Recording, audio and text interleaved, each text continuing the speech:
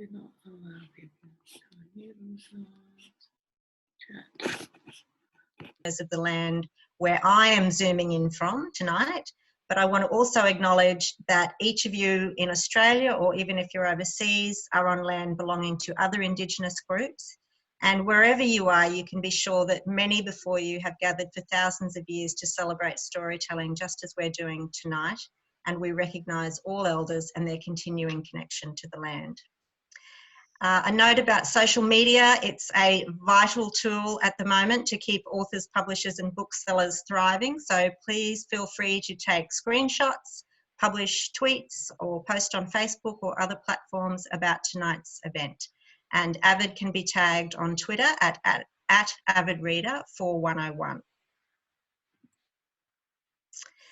Now tonight is Avid's, actually, I think, first ever Zoom panel event where we have more than one author. And I'm very pleased to be chatting to three very accomplished and slightly intimidating authors about the subject of writing war. I'm going to start by introducing each of tonight's panellists and asking them to give us a little bit of information about their most recent books. Firstly, welcome Nigel Featherstone. Nigel has published novels, novellas, a story collection and a libretto called The Weight of Light, which is a political song cycle about an Australian soldier returning from Afghanistan, commissioned by the Hume Conservatorium. Nigel has held several residencies, including at UNSW Canberra at the Australian Defence Force Academy. His novel Bodies of Men, which I have here, beautiful cover, was shortlisted in the 2019 Queensland Literary Awards and received a 2019 Canberra Critics Circle Award. It depicts a tender and moving love story set against the uncertainty and challenges of the Second World War. It's a story about love, refuge, vulnerability, sacrifice, loyalty, friendship, desire, risk-taking, and what it means to be a man. Welcome, Nigel. Unfortunately, tonight we won't have time for your piano playing. I know some people were looking forward to that. But could you tell us in a few words a little bit about this story? Sure, and thank you so much, Chrissy, and to you, Cass, and wonderful to see everybody and having a fantastic discussion tonight. The book, to me, is about different expressions of masculinity. I didn't set out to write a gay romance. I wouldn't know what go romance is if it stood up in my soup. I'm sure my partner of 22 years would say absolutely. But I wanted to explore different expressions of masculinity under extreme military pressure, beyond what we get through Anzac Day, which is all men are brave, all men are pure, all men do extraordinary things. And we just know it's a historical fact that that's just not necessarily the case. So I created two characters, William, who comes from the North Shore of Sydney, which is where I come from, and on paper, he should be a very good soldier. And then we have effeminate James, and these two used to have a boyhood or an adolescent romance. And on paper, James should be dreadful. So on the opening pages, I put the two of them together and William fucks up and James is fantastic. And from that moment, I then explore the two of them as they go off on different trajectories. And so I wanted to explore tenderness and love and bravery and can giving up and can being a deserter be an act of bravery? Can sex be an act of bravery? What does it mean to be really brave in these situations? And I didn't set out to say that this did happen, but it did set out to say that it might have happened. That's beautiful. That's a beautiful summary. Thank you, Nigel. And it really is a beautiful book and a lovely, tender love story. Also, tonight we have Simon Cleary. Simon's work includes the novels The War Artist, Closer to Stone, and The Comfort of Figs. The War Artist is a compelling story of the trauma of war, the peace of atonement, the relief of forgiveness, the cost of sacrifice, the ties of loyalty, and the healing power of art. Set against the trauma of the war in Afghanistan, this is a powerful novel of reconciliation, commemoration, and the patience and potency of love. Welcome, Simon. And I wondered, could you briefly describe your narrative in the story and also tell us how your novel has also some musical connections that's been memorialised in song recently? Thanks very much, Cass, and thanks everyone for being here. Welcome, everyone. The War Artist, in a lot of ways, is a homecoming story. It's a story that falls in the tradition of soldiers returning from a battlefield and struggling to find a place in their home countries after what they've seen, after what they've experienced, and after their countries have experienced. And it's set in Afghanistan. And this particular homecoming story deals with soldiers suffering from war trauma, and it asks questions not only about his journey, but also about just how tough it can be for people who are caring for soldiers with war trauma. So it asks questions about the cost to the community of us as a nation sending our soldiers to war, the cost of joining wars. And it has been recently memorialised. And I use the word memorial because the war artist of the book is a tattoo artist, and she memorialises experiences through her art. But it's been memorialised recently in music. The Dalby State High School here in Queensland has recently put on a musical performance, creating 15 songs based on the book, and the school students with a professional band, Topology, here in Queensland, has brought it to the stage. And that was an incredibly moving and wonderful thing to happen last year. So thanks, Cassie, and I'm sure Dalby State High School would be pleased to have that plug as well. Yeah. Oh, Dalby, that's what an amazing and very, very special thing to have happen. It really was. It was. Yeah. Thank you. Now, last but certainly not least tonight on our panel, we have Melanie Myers, who's a writer, editor and academic with a doctorate in creative writing. Her writing has been published in many literary journals, and she's the former artistic director of the Reality Bites Non-Fiction Festival on the Sunshine Coast. Melanie was the winner of the 2018 Queensland Literary Awards Glendower Award for an Emerging Writer with her debut novel, Meet Me at Lenin's. A complex, sophisticated and well-researched novel that is a social commentary of Brisbane in the 1940s, with a historical murder mystery wrapped up in a modern tale of academic rigour and curiosity. Welcome, Mel, and would you like to say a few words to explain the premise behind your book? And I should have I'll hold up yours now. Yeah. Well, Cass, you did a really good job, better than I've ever done, of wrapping up my novel. So, yes, I'll just quickly say that it is Brisbane 1940s, but it is really about women's experience of World War II during that period. And it's placed within the tradition of what I call the ensemble homefront novels. Actually, I didn't give it that name. Another academic did, called William Hathrall. And those novels include Come In Spinner, which is the one people know of. And so it features an ensemble of women that tries to explore women's various responses and experiences of World War II, the World War II home front. Estelle Pinney's Time Out for Living, which is also set in Brisbane, and is really the only Brisbane set home front novel apart from David Malouf's Jono, but that's a different kind of book again, and Xavier Herbert's Soldiers' Women, which is set in a kind of, it's not named, but it's clearly Sydney. So yeah, it belongs to that tradition, but I've modernised it. I've added a contemporary frame tale, which, as you say, is about an academic who is trying to find a long-lost, unpublished manuscript of this writer that she's obsessed with from the 1940s called Gloria Graham. Yes, that's about it. Thank you, Mel. So we have three very different books, yet in some ways very similar, all poignant and meaningful, especially around this time of year when we commemorate Anzac Day.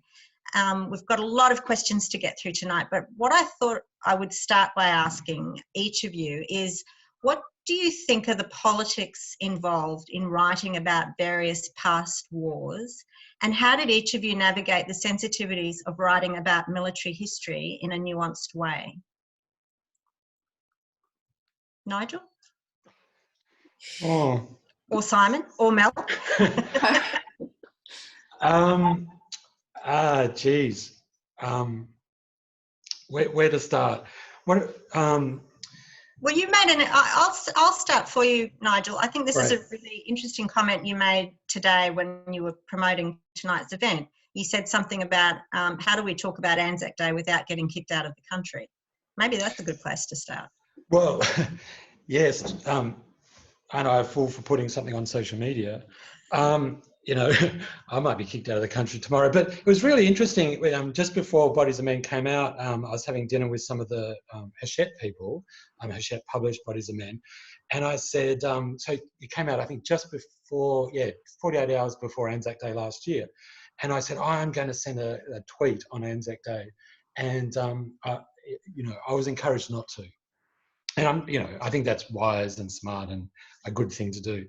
But also it does make me think about how have we created this day, this event in our calendar that is uncriticable. That is not even a word. But how have we created something where you can't say anything bad about it at all, or you can't even critique it in any way? If you put something on social media, and I think we can all know what sort of tweets I'm referring to, which are quite reasonable. Why don't we commemorate other wars and other things that have happened, particularly frontier wars and wars in other parts of the world, like the Middle East, where Australia's been for 120 years, mucking around there. You know, you're just hammered. And what's been really interesting, I remember reading this article in Overland quite a few years ago that it was, up until John Howard, it was the general thing that politicians didn't go to funerals of veterans. And Howard, of course, actually, it was Bob Hawke who, for the 75th commemoration of Gallipoli, took his pilgrims to Gallipoli, and he got a huge political bounce out of it. Now, I think my politics are very much aligned with Bob Hawke's generally, but I wasn't aware that he was the first one to actually politicise Anzac Day and the Gallipoli story. John Howard, obviously very astute, watched that, could see the sort of bounce that Hawke got, and then he blew it all out of proportion to the point now that no politician could ever ask any nuanced, thoughtful, informed questions about military history. And one of the books, and this will be my sort of second of 2 points around that comment, one of the books that really informed Bodies of Men is Bad Characters by Dr. Peter Stanley. And Peter Stanley was the chief historian at the Australian War Memorial for 27 years, a very well-known Australian academic. And this book, amazingly enough, was the co-winner of, I think it was the 2011 Prime Minister's Prize for history. And what Bad Characters, and the full title is Bad Characters, Sex, Crime, Mutiny, Murder and the Australian Interior Force.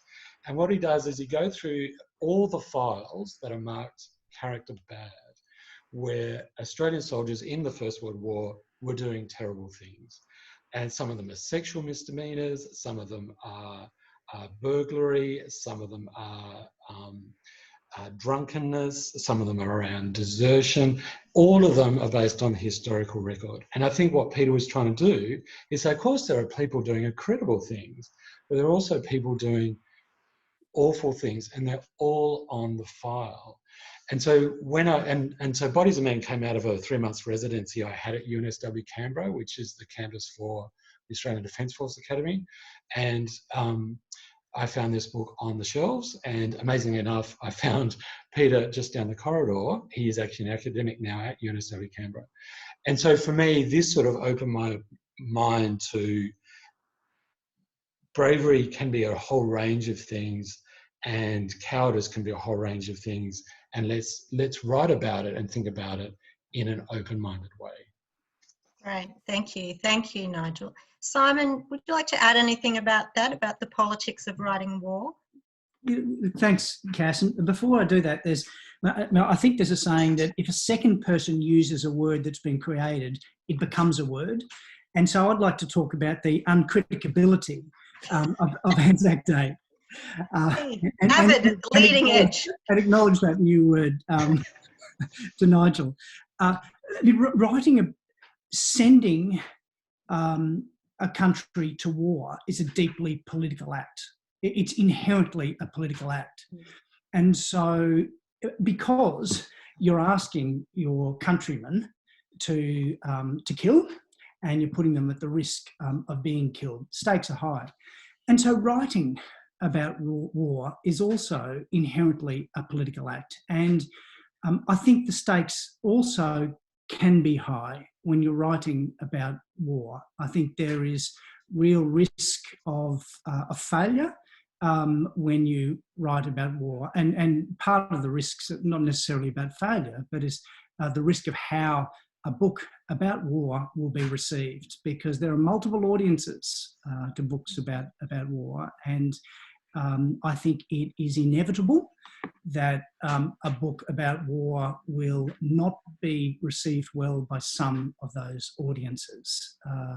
And if I can just use mine as an example, part of the journey of the war artist stemmed from the story, a story about my grandfather who served in the First World War. And it was a story that was prepared by others, and it was a very well told story about his civic life, so his role in the war and the theatres that he fought in, and then what he did when he returned to civilian life. But it was missing something, and what it was missing was something about the personal trauma that he experienced on the battlefield. And these are the sorts of stories that novelists, I think, are often drawn to. The stories of glory can be, that they can be a bit dull, and they can sometimes lack a deeper humanity. And so the stories of genuine human trauma are sometimes missing from some of the representations that we read and hear about during Anzac Day. And so I think common to at least the three of us here, as we've tried to write about war, I think are an attempt to grapple with some of those more human facets of the war experience. Mel, before I let you answer that question, I'll throw in another question into the mix too, because Simon sort of segued to this next question, which was, what gives each of you the authority to write about war when I presume you've never fought in one? And do you think that authors are sometimes frightened by the prospect of writing about such a sensitive and nuanced subject? So Mel, if I could go to you first, and if you want to answer about the politics or about writing about war generally. Well, the politics really is when you're writing about another time period. For me, the issue was the language. So I'm talking about things like racism, and particularly racism, and how you negotiate words that we don't use now to describe races of people, but they did back then.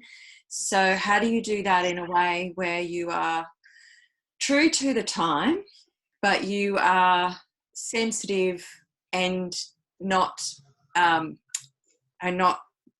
about that? I found that really difficult. So I tried to use the N-word very sparingly. In fact, I think I only use it once. But even that word that we don't say, even the word Negro is really problematic. So, but that is what is used in official documents, and it's not used then as a slur, even though it is. So that for me was the most difficult part, is trying to get authenticity with modern sensibility. So, and yeah, I guess the other political issue for me was more about, again, it touches on this Australian masculinity and the Anzac myth, is that I'm critiquing masculinity in this book. And I critique American masculinity and Australian masculinity, and neither of them, I tried to be even-handed. I didn't want to be, well, Australians were awful and the Americans were beautiful and great and wooed the women. I wanted to show that, but I also wanted to show the dark side of the American occupation and the dark side of Australian masculinity, or what we now call toxic masculinity, which has been with us for a long time. So yeah, that's my answer to the first question. And as for the authenticity question, I guess I wasn't writing battlefields, and I wasn't attempting to enter the mind of a soldier. I was writing about women's experiences on the home front, which I've done a lot of research on. And I guess... I'm going to ask you a little bit about that in a minute, Mel. So I might just stop you there, because that's going to be a whole other question. But for Nigel and Simon, would either of you like to comment on that authenticity of writing when you haven't actually been in that situation yourself? Sure, I'm sure we could write 40 PhDs on that one question, couldn't we? Because who gets to tell what story is a really it's a question that's up front for a lot of people, isn't it? And you know, where do I start with? Sure, I did question my ability to write about two soldiers who went to war. I haven't been to war. I'm a pacifist, and I protested wars. I've marched in the street in opposition to wars. So what right do I actually have to go into that space? And, you know, start throwing stones at me. And I think writers can do whatever they want, as long as they're willing to participate in discussions like this and talk about the choices they made. You can't run from it. And as Simon says, it's a political act to write, and you're going to be critiqued. So you've got to be part of that critique. So I think writers can do whatever they like. But one of the things with writing about Bodies of Men is that there are the two boys, but they're rescued by a German Jewish woman, an atheist Jew, who ends up in Alexandria in Egypt. And the early readers of the novel said that Yetta was really wonderfully realised, but the boys were really badly realised, or thinly realised. You know, they're two gay boys from the North Shore of Sydney, which is exactly where I grew up.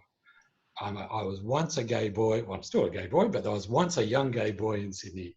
Now, why was I having so much difficulty bringing them to life? And in terms of authenticity, I think it is about walking in their shoes and seeing what transpires. And to me, fiction, particularly literary fiction, is a directed dream. And so what Bodies of Men is my dream that I have created for the benefit of others, and I hope that it then moves people, and I hope I bring some level of craft to it. But there is something that I've never spoken about before, and I actually promised myself that I would never speak about, but because we're in this lovely intimate environment, I thought I would. One thing that I did realise, I was born in 1968, so what's that, 24 years? What's my maths like? Is that about right? 23 years after the end of the Second World War. And my grandfather was in the First World War, and he was also in the Second World War on the home front in Sydney. And my father and his three sisters speak that he was very badly damaged. And he used to force my father, who was about 15 or 16 in the Second World War, to wear army boots to school to toughen him up. He could also not sleep inside the house in Sydney. He had to sleep outside the house, but his sisters could sleep inside the house. And he could only have a cold shower, but his sisters could have a warm shower. And it was all to toughen him up because he was 17 in 1945. And I don't want to talk too much about his life because he's 92 and he's still very much alive. But there is an effect. I'm one of three brothers. And in terms of toxic masculinity and different expressions of masculinity, I've spent 7 years working on this novel and talking about it. I think that I have been directly influenced, it's in my DNA, that my grandfather was destroyed through the Second World War and the First World War, and that's inherited and it's in our DNA. So in terms of authority, I felt, why can't I go into that space and ask questions about what it would be like to serve your country? Thank you. Thank you for sharing that, Nigel. That's really touching and thought-provoking. Simon, would you like to add something to this? Yeah, Cass, in terms of where authority comes from, and I think it does come from places. One would be the personal experience that Nigel's just articulated, so beautifully, and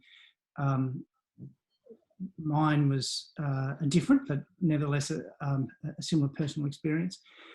But another is that because war is so deeply a political act, every citizen of a country that sends its soldiers to war have a right to an opinion about whether or not the engagement in the war and the conduct of the war is good, bad, appropriate, reasonable or not. And so as citizens, I think, engaged actively in a democratic process, we have authority to express an opinion about involvement in wars, whether they're current wars as well as historical wars. And the third area in terms of authority, I think, is the novelist's imagination and creative experience. And that links to whether or not a story is successfully told. But if a story is successfully told, I think some authority comes with that telling, which leads to research and all those other things that, you've got other questions about, Cass, so I won't get there right now. Yeah, well, that's, again, a perfect segue, Simon. It's like we've planned this, because my next question was about research, because obviously as with all historical stories, authenticity is vital. And this is a kind of a three-part question. And we might start with you, Mel. Firstly, I wanted to know how you approached your research. Secondly, whether you think it's important to have at your fingertips the specifics of battles and deployment details in order to portray that authenticity. And thirdly, and this gets back to the point you were talking to before, are those details crucial even if you're not writing about the war front? So if you're writing about, as you said, the effect of war on those at home, on the home front. Yeah, so research, you can't do too much, I don't think. It can feel like it can be overwhelming while you're doing it. So I usually start with secondary sources, so books written about the topic, like World War II, the home front, and there's lots of them by various academics, or honours thesis, PhD theses, that kind of thing. And then you start looking at the primary sources that they used, and you start looking into those. That means going to archives, going to the State Library, looking at original ephemera and other material, and collecting lots of photographs. So that kind of thing that you just have to do. Walking around the city, that's something I did, and tried to picture what it looked like in the 1940s, and knowing which buildings were there and knowing which, some of them are very obviously weren't there, but trying to imagine what was there instead, so that kind of thing. But in terms of, so the home front obviously is quite specific and quite separate to the war in itself and the conditions that civilians experience, such as rationing and, petrol shortages and all that kind of thing, and curfews and no lights, the brownouts, that kind of thing. But in terms of like World War II in particular, I think I've had the experience of reading World War II novels set on the home front, and any references to battles or even dates are just not there. So it's all kind of a little bit ambiguous about what year we're in, where soldiers are and where they aren't. But I think you have to know really basic things, like obviously when Pearl Harbor happened, when the fall of Singapore happened, when the 8th Division became prisoners of war in in Asia, in Singapore, Thailand. You don't look. And the other thing is, if you've got a particular character and a male character and they've been sent off to war, it's good to know where they are. And you're only going to know where they are if you know which battalion or division they were in and how long they were away overseas. So it's really good to know those details for authenticity. So yes, you do have to do a bit of battle research, and you have to know where troops were and troop movements and where battles were. You don't have to go into specifics, but I think it's important. Do you want to add something to that, Simon? If you're writing Catch-22, you probably don't need, you know, the same level of on-the-ground detail as if you're writing other stories. But for me, the research was important, and trying to create a recognisably authentic, milieu was important. The War Artist is set in the current day, so it's an Afghan war story.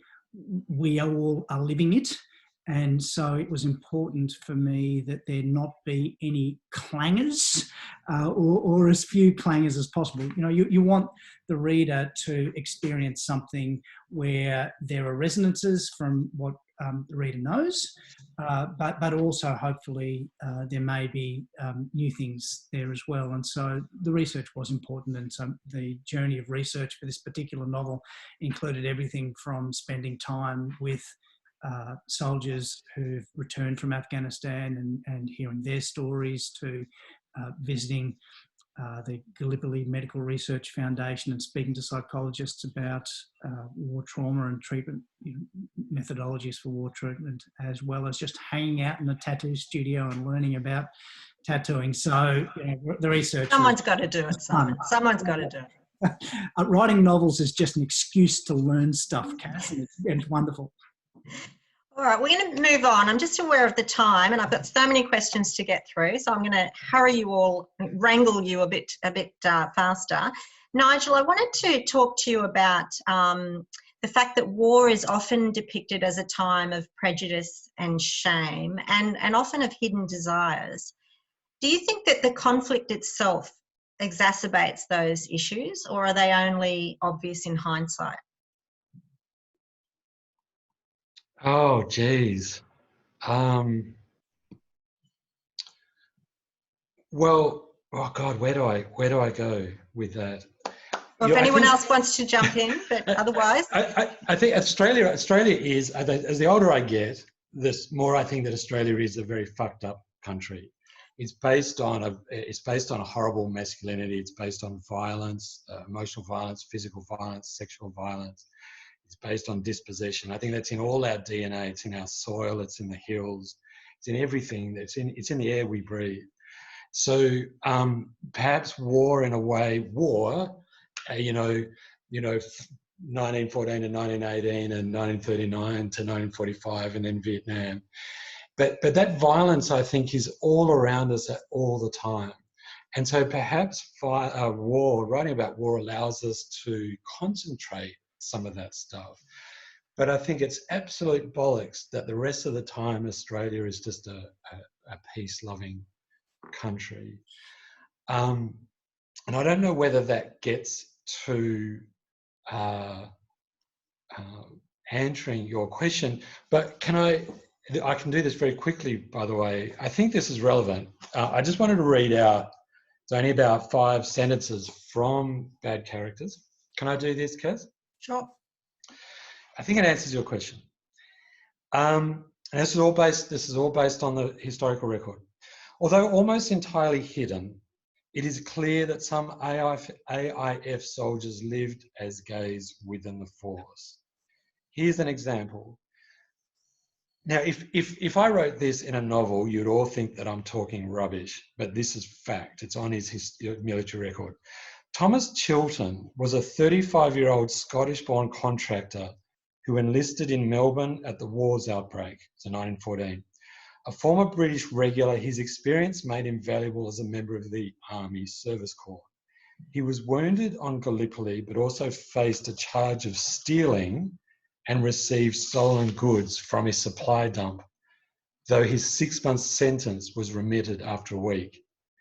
His skills in provisioning gained him a promotion to quartermaster sergeant, then commissioned as quartermaster in several battalions. Like other homosexual soldiers encouraged to transfer, Chilton did not make any one unit his home. At Dinant, which is in Belgium, on Christmas Day 1918, someone found Chilton, quote, committing a civil offence, that is to say sodomy, end quote, probably consensually, with a Belgian man, Albert Mandeau. Great name. A general court martial on St. Valentine's Day found him guilty. His sentence of cashiering was confirmed, but Chilton failed to appear at the dockside to return to Australia to serve out his sentence, which would have been probably 30 years. He failed to show. He did a runner. And Peter Stanley says, rather than pursue him, the authorities marked his file no further action. It seems that the AIF was happy to forget about its homosexual members. We should not. From a novelist perspective, brain firing, because I wondered what happened to this guy. Did he find Albert Mandeau? Do they have relatives still over in Belgium? What happened to him? I don't know whether that answers your question, but I think that by looking at the historical record broadly and openly, we'll find these amazing, real, true stories that I think are more illuminating than the whistle blows, over the top we go, aren't we all brave? Thank you for that, Nigel. Simon, your book, and in fact, each of the 3 books emphasises the bonds that are formed during wartime, both between fighting comrades experiencing that sort of extraordinary intimacy that Nigel's talking about, and also just very close friendships and working relationships, and also the bonds between soldiers and those left at home. Would you like to comment about that? Yes. I guess there are a couple of directions there that we could go. The first, in terms of the bonds that are formed during war, there are similar bonds formed between people in circumstances where you really, really, really, really, really have to rely on someone and trust someone. And when you really, really, really have to be able to rely on someone, there are bonds of trust that are formed. And war is one of those places, I think, where that happens. But it's by no means the only place. It happens in human experience all the time. But there are some pretty strong bonds that can be formed at those times. And sometimes they're odd bonds. Sometimes they're bonds that almost defy description. And it's the experience which has almost been the glue to bind people who may not otherwise be friends together. The bonds between people who've returned home and their loved ones, I think, are different character. They're often familial bonds or bonds of commitment, public bonds of commitment, for example. And they're often bonds that are strained and put under great strain when soldiers return from war, and they're the sorts of strains that the war artist explores and asks the question: are some burdens just too great to bear, and are some bonds not capable of surviving what's asked of them as a result of those wartime experiences? Yeah, I think the emotional toll of war echoes in all 3 of your novels. And I found it really particularly interesting to compare the recognition and treatment of PTSD from the 2 books that are set in World War II compared to your book, The War Artist, which is set more recently. Melanie, would you like to talk a little bit about the physical and emotional scars of war and the bureaucracy that so often hinders recovery? Yeah, okay. Or if you like, if Simon or Nigel want to talk about that, and then, because then I want to move on to the rights of women. More of a question for Simon. Yeah. Just very quickly, yes, I do have a big pile of books here, but one of the other books that really informed Bodies of Men is called We Were There, and it's from published about 1985, I think, somewhere around there, and it actually surveys 3,700 servicemen who served in the Second World War, and they're all based on written surveys. So they do acknowledge that there's a technical issue in terms of servicemen talking about the experience through writing rather than oral interviews we might do today. But one of the stories that really resonated for me is that on the front, a serviceman had written on his survey, no issues, no issues. After the war, I became a very effective businessman, very successful. I got married, I've had children, I've got grandchildren, no issues. And on the back, his wife had said, that's absolutely not true. He's violent, he's an alcoholic, and he has very bad nightmares. And it made me sort of realise that, of course, there are multiple perspectives about how these things get expressed. And I think it is so important that researchers and novelists and artists of all kinds explore these in, again, a very open-minded way. Simon? Yeah, the bureaucracies can only do so much. They're critically important.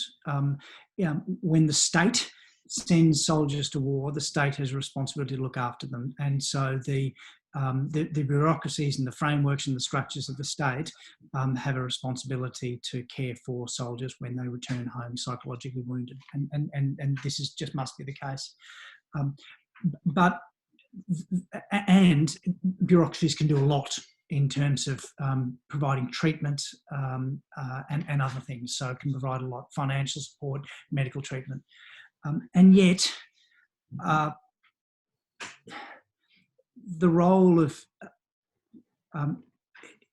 human contact, of love, of support at a human level are sometimes things that bureaucracies can't be asked to provide, and communities and friends and families and loved ones do that. And the role of all of those things and shared human experiences of solidarity are difficult for bureaucracies to communicate to someone who's been wounded, but other people, other members of the community can. And so the role of the community more broadly in terms of providing that support, I think, is just critical. Thank you. Mel, we might jump back to you. I wanted to ask about the social and economic freedoms that women gained in times of war and the effect of these then often being, again, restricted in peacetime. Could you comment a little bit about the rights and roles of women in wartime? Yeah, well, what was really interesting about that time is that for one thing, women were mobilised into the workforce as they never had been before. Married women were allowed to work. I mean, they were so desperate for labour that, they had the manpower directive, and women were working in munitions and canning factories and all sorts of things. And even usually when women got married, they had to leave the teaching service, and suddenly they were needed back in the teaching service. And so it kind of felt like this moment of, wow, things are going to change. And this is, and a number of women expressed this. And they also had more freedom to move around. They had money.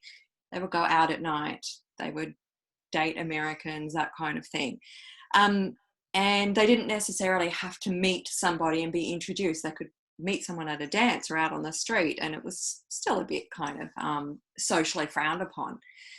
But then we all know what happened in the 1950s, and all these rights, well, they weren't really rights, they were just expedient measures.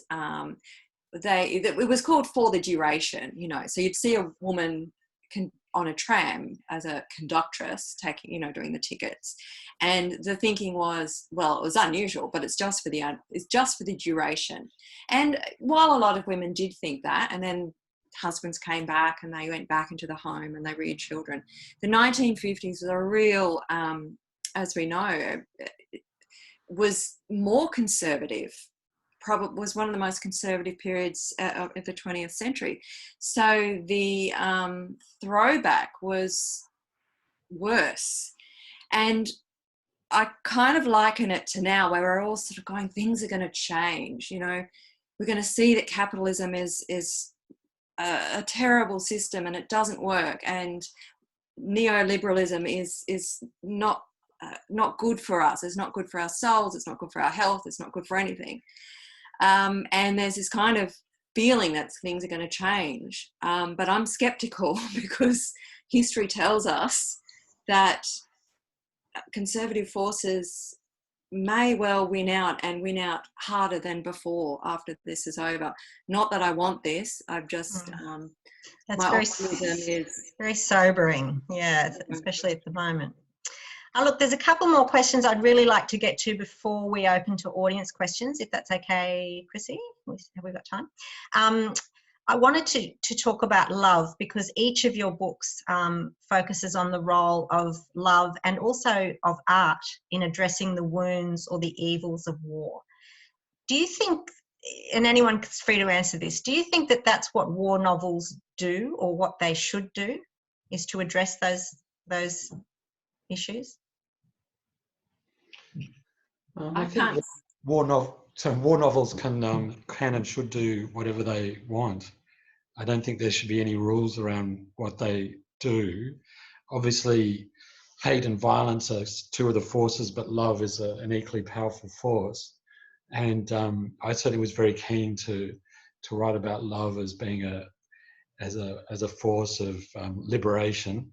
And of course, I'm writing about two men who are in love throughout their lives, and it's the greatest positive force that they know. But I'm also writing about a period, of course, where it was illegal. It was illegal in the military system. It was illegal in civilian life. It was still a mental illness until the mid 70s. Of course, it was just flat out illegal. But it's for James and William. It's the thing that saves those two men. But I think also broadly, you know, love is the thing that gets us through. It's not hate. Simon, would you like to talk about art and or love?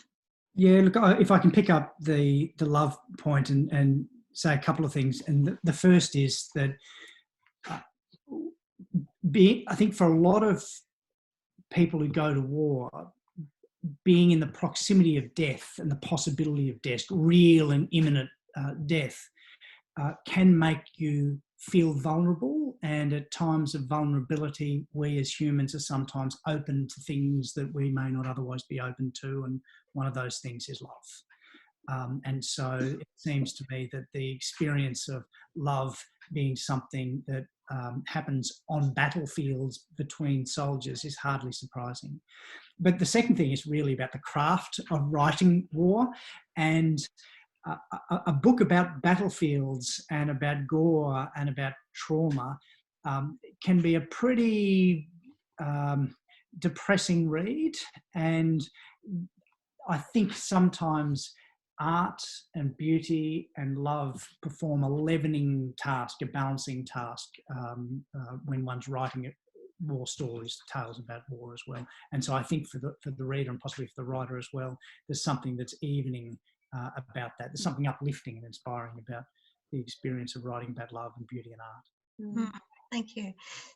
So Nigel, you mentioned a war novel could be whatever whatever it needs to be. Do all of you consider do you consider war fiction to be a genre? And if so, do you see your books being part of that tradition? Mel? Well, I see my book as being part of the home front novel tradition, which is like a subcategory of Australian war literature. So, and I deliberately wrote into that genre, as I explained before. So it's very deliberate on my part to do that. Yeah. And so Simon and Nigel, if we do look at that tradition then of war novels, do you think that most authors who write in this genre write as if war is inevitable? And how does that fit with the many ongoing conflicts that are happening all over the world right now? I'm going to pass to Simon. I'll just say firstly that I don't see my book as falling within a tradition of war novels. It's just a novel, and the categorisation of as a war novel, that's for others to make. It's not for me to make, and that's not how I see it. It's a story about human beings at a particular time dealing with particular issues. So that's how I see The War Artist. In terms of I might just pause there, and I'll hand over, Nigel, to you rather than dominate. I think Nigel's passed on this one. Have you? Pretty sure I have. We'll move on.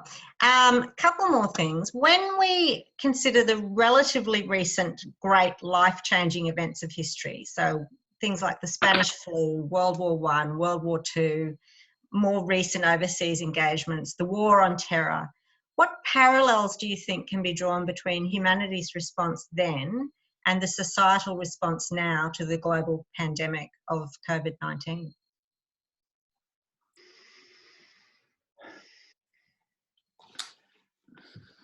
Deep sigh from Nigel. Deep sigh from all the panellists. Yeah, is that too far? Cass, it's such a big question. Yeah. One of the things about war is that humanity is fragmented into, it's atomized in some ways. It's fragmented into states who are in competition with each other and sometimes who align themselves with each other.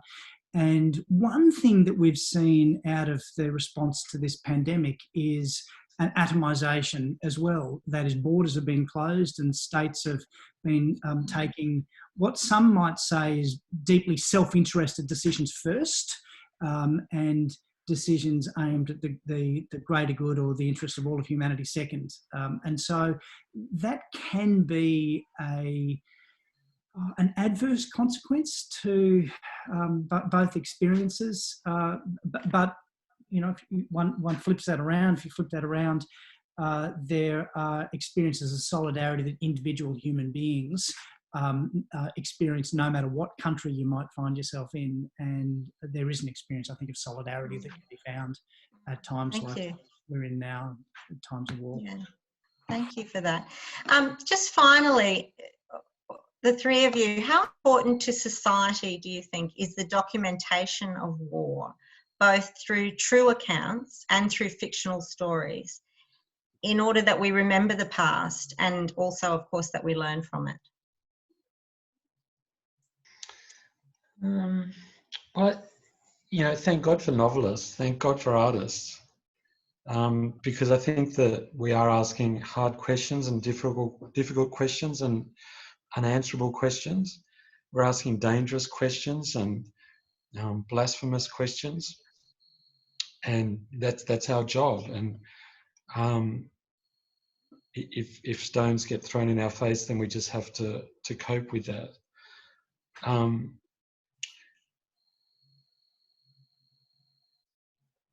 Can you just ask the final question again, Cass?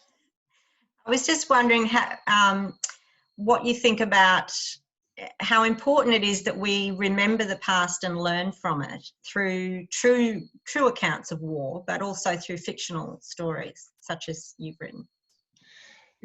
Yeah, because the imagination can go into all sorts of places that perhaps history can't. And I think I started by saying I never sort of wanted to suggest that bodies of men did happen, but I think that it could have happened.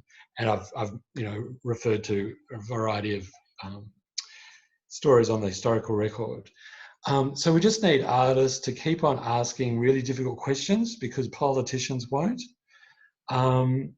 We need to dream our way into different scenarios, into different answers. I think sometimes what artists do, to some extent, is be able to put gender aside. And if anything that we see through various crises, and we see various leaders, particularly male leaders, falling back, I think, on their gender and a very limited expression of their gender. And so what I think artists can do is to complement the historical record with different versions of history, various what-ifs. And I think the two, the artistic response and the historical response, mean that the society is much richer because of it. Thank you. Mel or Simon, do you have anything to add to that? I know Chrissy's got questions she wants to ask. I would only just say that the volume of books written about World War I, World War II, maybe not so much Vietnam, but certainly the two world war conflicts, is some indication that as a society we still it is still unintelligible in a way, and we're still trying to make sense of these enormous tragedies of the 20th century and trying to wrap our heads around how it could have happened. And I just think artists go there because, well, writers go there because they're the people who are trying to knock some sense into it and make it intelligible on a, one-on-one human level, I guess. Simon? It's easy to forget the past. The troubles of our day-to-day lives sometimes overwhelm us, and there's not time to reflect on the lessons of history, the lessons of the past. It's really easy to do. And there are agendas afoot sometimes which, cause us not to reflect deeply on what's happened to us and why. And the role of fiction, I think, is really important in remembering perhaps what happened in a historically accurate way, but at the very least remembering what's happened in a very human way and what the costs and consequences of those human experiences have been. Thank you. Chrissy?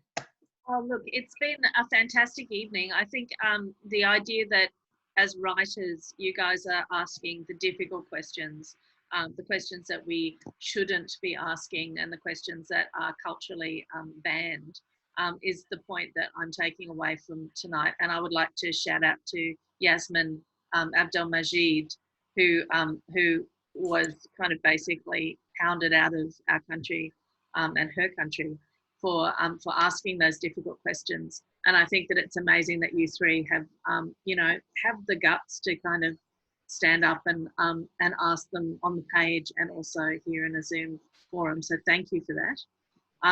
We do we are very close to running out of time, and we have a few questions which have been answered in the last few things that you have said. But I'd like to just relay one to the group now, which is for a new bunch of writers coming out now, young writers who are trying to explore history through diverse narratives. Is there anything that you've learnt in your writing of, and your rewriting of these narratives that you would advise young writers to do when they actually tackle difficult, cultural things on pedestals that they're trying to knock off? If it feels dangerous, it's worth doing. Be brave and do your research. Can't do enough research. That's a good point. People will want to hear those stories. Yeah, trust your instincts. Right, fantastic. Lastly, are there any books that you guys would recommend? Nigel, you've recommended a couple, but are there any that are sort of maybe less in the academic area? Are there any books that you guys have read that you would recommend people who want to write about history? I'd really recommend Come and Spinner if people haven't read it. It's an Australian classic. And or go and watch the 1990 miniseries with Rebecca Gibney and what's the name? Yeah, Kerry. Yeah, gone. But it's for a slice of homefront history, and it's an easy read, and that's my recommendation. Can I a classic? Can I plug Pat Barker's Regeneration trilogy? In terms of masterworks which explore the psychological consequences of war and the effect on communities. It's a special trilogy. Can I just quickly plug the Honest History book? And this came out of a group of academics from Canberra and more broadly. And they're very much established. They're called Honest History. There's a website called Honest History. And they're very much about trying to cut through the bullshit of Anzac, so to speak. And it's actually very readable, range of writers talking about a range of things, but also bringing in narratives around gender and also around the environment. But for anyone who's interested in learning a little bit more about different histories, this is a fantastic place to start. Great. And can I also, oh, sorry, what was that? Oh, it's back to front, but that's come in Spinner. Oh, no, it's not back to front for us. We can. So, and just a final question for the whole panel, including Cass. Are you guys working on anything particular that you'd like to plug at the moment? Have you guys moved on to another book? Are you staying in the same genre? Are you moving on? What's going on for you? Melanie, you're nodding.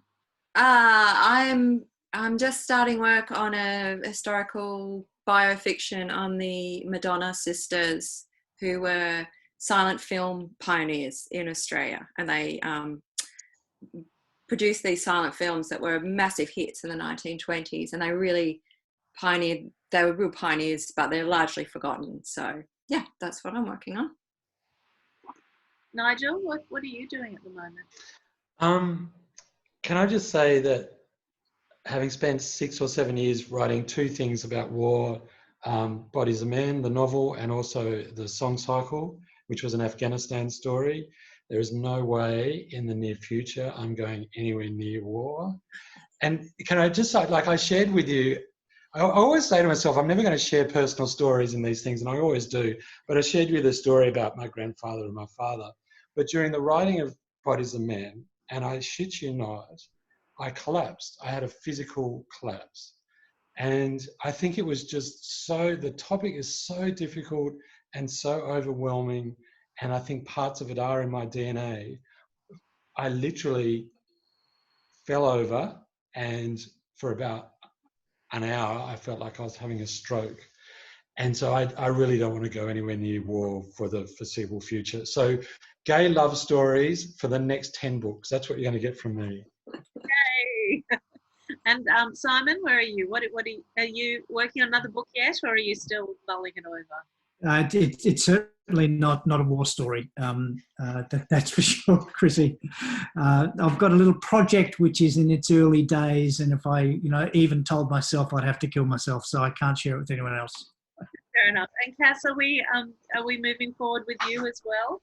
Oh yes, look, yeah, tonight's not about me, but coincidentally, my next one is a historical novel set between the 2 wars. And like you, Nigel, my grandfather fought in the First and the Second World War, and he stayed for a time at Kayumba Sanatorium when he was being treated for tuberculosis. So I'm writing a story based on that.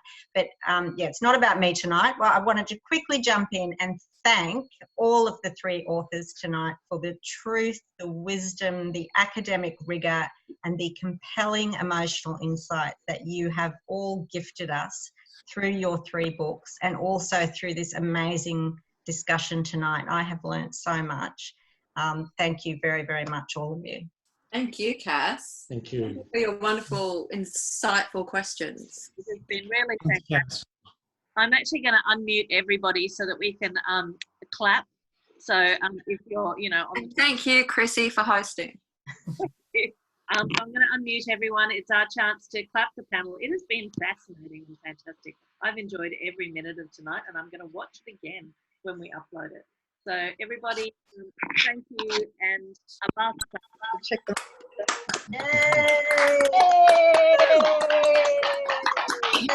Thank you, Mel. They go sometimes to people who aren't even there.